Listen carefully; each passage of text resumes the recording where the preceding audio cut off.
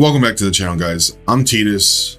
I really appreciate you joining me again for another video. Today we've got some quick stuff, just kind of talking about what's been going on with the account for the last day and what my plans are moving forward, all that good stuff. So let's get into it. I want to quickly shout out somebody in the comments, Jeff Major, I believe it was. It's kind of funny, they gave me the advice, and it was really good advice, to take my Garolian over to Armory and farm there, because the experience difference between Armory and Secret Base is pretty much negligible, and they are correct. The problem is, I was doing some testing yesterday, and again, I really appreciate the fact that this game doesn't bleed you dry when you try to change gear and stuff like that. So I was messing around with some gear on Garolian, and unfortunately I think it's just like, because I haven't spent a lot of time in boxing club, so if you see here, let me just put it this way. If you see here, I have a couple of sets. This is the set he's in right now. This is the vampire set, and this is the one that I was using on Tree Sharpshooter to get through the Secret Base on Insane. I came over and I actually used this to try to figure out what would be the best kind of stat spread that my account could get. And if we see here, this is kind of the best that my account can produce right now. We crit cap plus 2,000 attack, so he has about what was that, about almost 3,000 attack, only 86% crit damage and a little bit of luck, all that stuff. He's not very fast now, because I decided instead of a speed rune, I was going to go attack percentage. The problem is, even with this, and I can kind of show you a run right now. All right, as we get into the run, as you see here, I can kill the wisps, but I can't kill the bigger enemies. Now, with 2 AoEs, I can take them down. I've also noticed that sometimes, if you see there, sometimes the wisps just survive as well. And so I can sometimes kill the wisps in one shot. I almost never can actually kill the tankier enemies, like the actual Elamon enemies. So I'm thinking right now that that's just an account issue. That I just, with the gear I have available to me right now, I just cannot produce a campaign farmer who can actually, like, you know, finish it in 10 seconds. As you can see there, it took me 50 seconds. My best time is 32. And funnily enough, my best time at 32, I believe, was with Garolian in the vampire set. So, unfortunately, right now, just where my account is at, I don't think I've farmed enough gear to really be able to produce a campaign farmer that can finish this run in, like, say, 15, 20, 30 seconds. At least not consistently at the 30-second mark. And I do want to focus on dungeons, because obviously that's where all the good gear is going to be coming from. The only reason I haven't, and I think I alluded to this in the last video, was that because of this event, being able to buy these wisps, or are these 2-star wisps, I've basically just been hard grinding campaign. Like, literally, I think over the last couple days, I've gone from like level 32 to like level 45 just on repeat farming campaign. And the only issue I really have with speed is the fact that these batteries, I can't spend them fast enough. I mean, I can, and I'm sure once I hit level 50 and I stop getting the energy refill from leveling up, I'm sure my batteries will start to dip a little bit. Now, this, to some people, this might be a good problem to have, because, these batteries and having banked up energy, I mean, it just means that I can continue to keep playing the game, right? But I really do want to get a lot of stuff out for you guys. I you know, I want to be able to do guides, and I was actually thinking about doing a tier list. Now, the thing is, the tier list for me would not so much be like, hey, this is exactly the best, you know, I am the most knowledgeable person in Element Fusion. This is exactly what it is.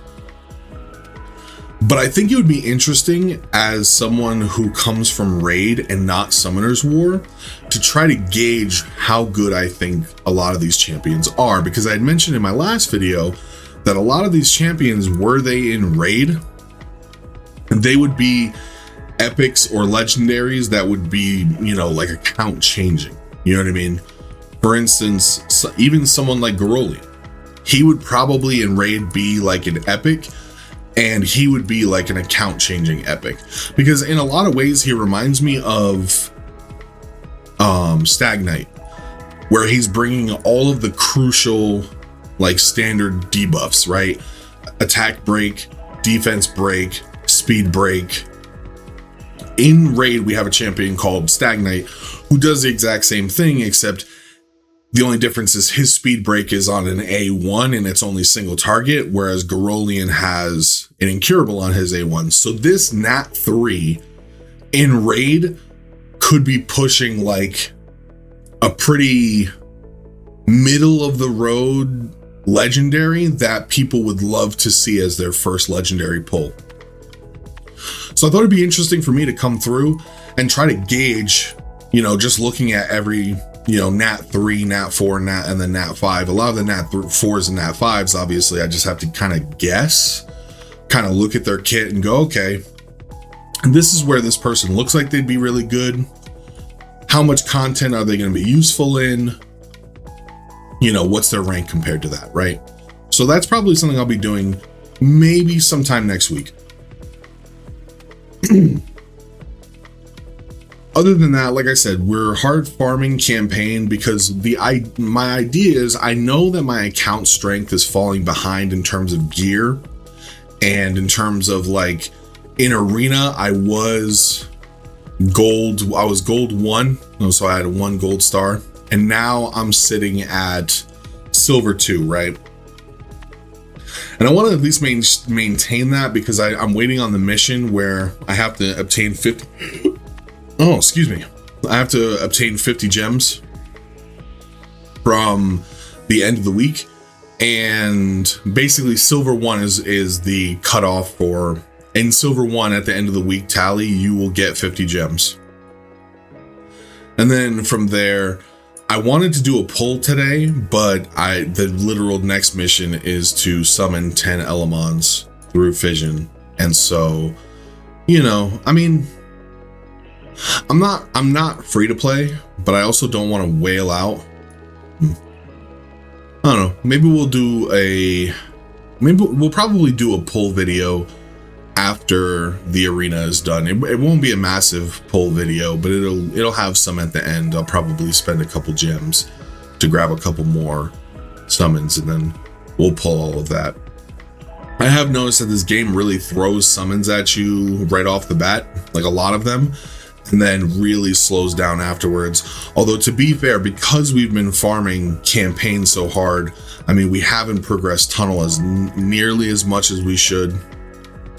You know, I'm assuming that this like the tunnel reset, but a lot of these are, I'm assuming that this tunnel reset happens weekly or maybe monthly.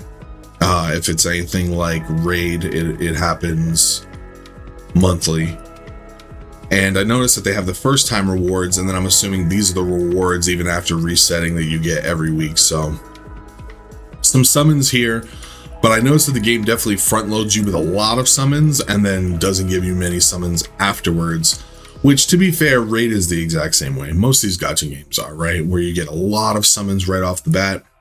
And I guess that's why I constantly see people talking about in the chat about doing account resets to see if they can get better summons. So that's probably a thing.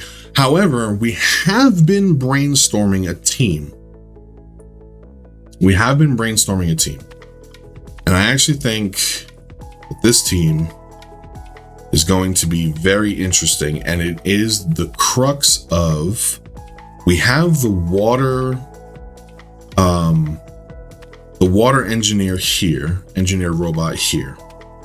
And I noticed something I think I had mentioned in my last video, that the fire occult dancer has an ability that extends the duration of buffs. And I don't think she's the only person who does it, but I know that she's the only person I noticed that did it. And the nice part is she has this on a 3-turn cooldown.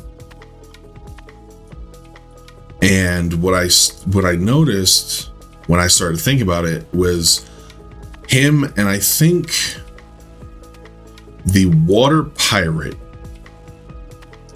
if I can find him real quick, the water pirate, where are you, Mr. Water Pirate? He also has it on his A3, removes all debuffs, decrease cooldowns by 1 turn for all allies afterward, and then he does an ally team up. So if I could get some power beans or something for him to get him some skill ups, what I noticed was, actually, I don't think his would be as good because he has a cooldown, a decreased cooldown on a 3-turn. Now, why is this important?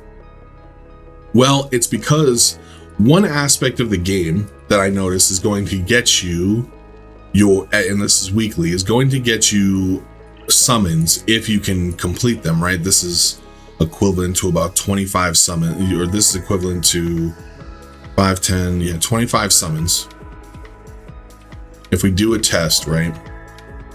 What I noticed was, now this is unfortunately for only people who have Light Sorcerer or have an equivalent. Let me see, is there an equivalent person if we're looking at Invincible? And you know what, maybe Unyield.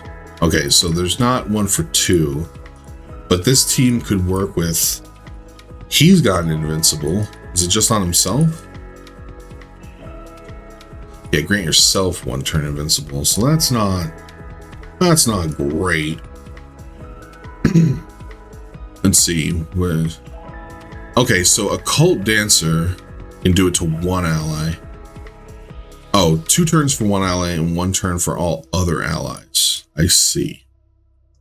So is there anybody who does just the straight up 2-turn Invincible? Nope. Here. Nope. Man. So I guess maybe this team would only work with, well, Unyield would probably be the same exact thing, but it would also matter if you can give your entire team Unyield, which actually it does not seem like you can. That is, wow, okay. So yeah, so this is only going to work for people with Light Sorcerer. So I apologize if you don't have them. I do have a friend code that has been kind of being passed around because of how gnarly his ability is. But one thing I was playing around with in my mind, I'll probably end the video with this, is that with her and with Engineer Robot, I think we'll take out, for this, we'll take out Popo Rider. And we're going to test. Now, of course, this needs to be speed tuned and all of these people need to be booked, right? But basically, we're going to start with that, and then the boss goes. He's then going to, and actually, if we were to speed tune this correctly, we would want him to go after Fire Occult Dancer, because we'll just do it for now. We're going to use that ability. Of course, we're going to use the battle stance, and now we're just going to start slamming the boss. But her A2, which right now is a 4-turn cooldown, but can be booked to a 3-turn cooldown, she can extend the duration of all buffs, including basically this Invincible. And what I realized is with Occult Fire Dancer, Water Engineer, and Light Sorcerer, now I'll just kind of throw it on auto. It's going to come out of tune really fast because, of course, like I said, this needs to be speed tuned. But basically, with the buff extension from Fire Occult Dancer and the cooldown decrease of Water Engineer, and I'd have to spend a little more time kind of fine-tuning it, you basically can make yourself a easy 50 turn unkillable team. As you can see here, of course, it fell off because we're not fully tuned correctly. But yeah, so, and in my mind, of course, we have Steel Wing just because, and honestly, Steel Wing could be somebody else because we don't really care about the decreased defense. What we care about the most is we care about increased attack. If we're running a full unkillable team, which, like I said, this is going to go out of sync really fast. Everyone's going to die. But if we were running a full unkillable team, we wouldn't care about the defense. And realistically, what we would care about is we would care about increased attack, decreased defense, and mark. Those three would be major just to help our main damage dealer deal their damage, right? So let me test that out, and I'm assuming it's okay because we're in a prep phase of sorts, so we can't actually attack the bosses just yet. But looking at it, basically what we would need, we have Light Sorcerer. His ability is fully booked on a 4-turn cooldown. And so we would need Water Engineer Robot on a 3-turn because he would just constantly be reducing the cooldown of that. And then Occult Dancer would need to be on... Actually, I think it might even be better if Occult Dancer was on a 4-turn. Well, no, I guess not, because the idea is that once it doesn't fall off, it doesn't matter anymore, right? Oh, she is also giving us a speed up, but I don't know if we want the speed up. I mean, I guess it shouldn't. The speed up actually might be a problem because it might cause the boss's turns to cut in, and then we're not getting the invincible. But but we're not getting the well, no, because if it's on a 3-turn and we're having cooldowns reduced by him, we actually should hit a point where the invincible stacks are actually going much higher than just never falling off. Like, we should actually be gaining on the invincible stacks. And then from there, we're just 50 turns unkillable. And then it really just depends on our DPS and our 1 buffer to see just kind of how much damage we could do with 1 key. Occult Dancer also, truth be told, could be built for damage on her kit because we don't need her to be tanky, at least not for this dungeon. We do like Occult Fire Dancer for... We do like Occult Fire Dancer for Death Lab, but this might be one of those times I'll have to sit down with my roster a little bit, because there's probably other Elements who have buff increased duration. So before we go all in on Occult Fire Dancer, I probably should look at that. But I thought it was cool that, like, if you have Light Sorcerer, or you're in my guild, or you have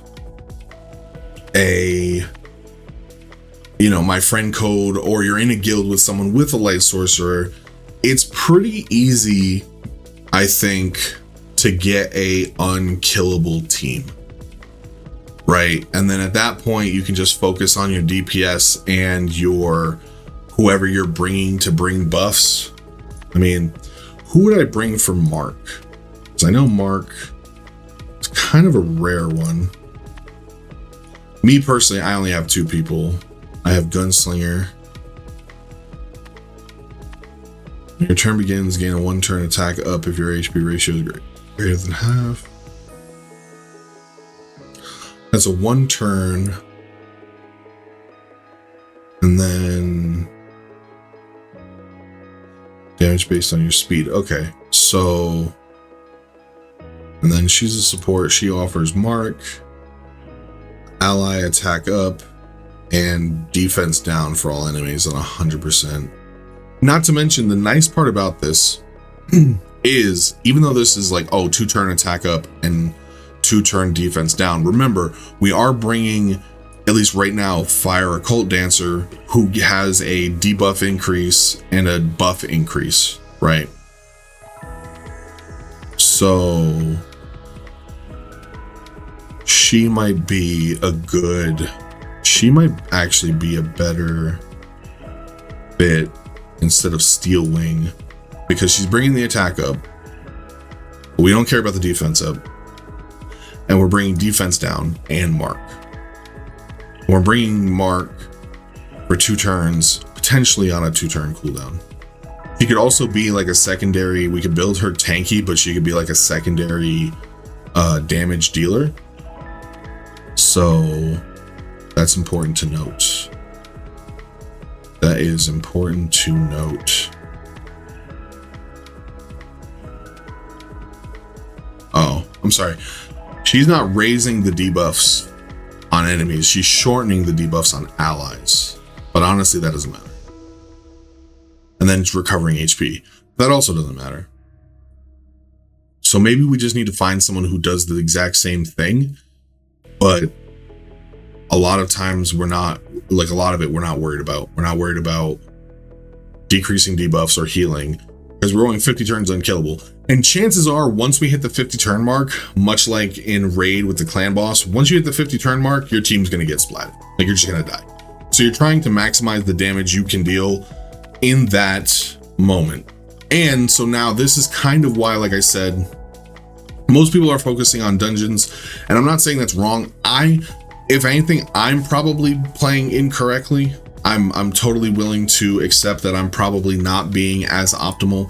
But like I said, because I don't know, there could be another event could come out literally right after this one that lets you buy wisps, and then my thought process of like, okay, we'll stock up on wisps as much as you can now for the food, so that moving forward, whenever you come up with an idea or I have a champion that I want to look at, I can just pretty much immediately get them to 6-star without much effort, right? So I could be completely wrong, but until I learn otherwise, while this event is going, and it's only going for another 2 days, farming is what I'm going to be focusing on. So that's been all for me, guys. I'm actually probably going to test out that unkillable team, speed tune it a little bit. I don't have a lot of power beans, but I also don't need a lot for all of the things that I'm trying to do. So if you like the video, leave a like, comment, subscribe, all that fancy YouTube stuff. It really means a lot to me. You guys have been going hard the last couple days. My view count has like tripled from what I was averaging, and that really blows me away. I really can't thank you guys enough for joining me on these videos and helping me out with some of the engagement. It really does mean a lot to me. But other than that, guys, that's been all from me. I've been Titus, and I'll see you next time.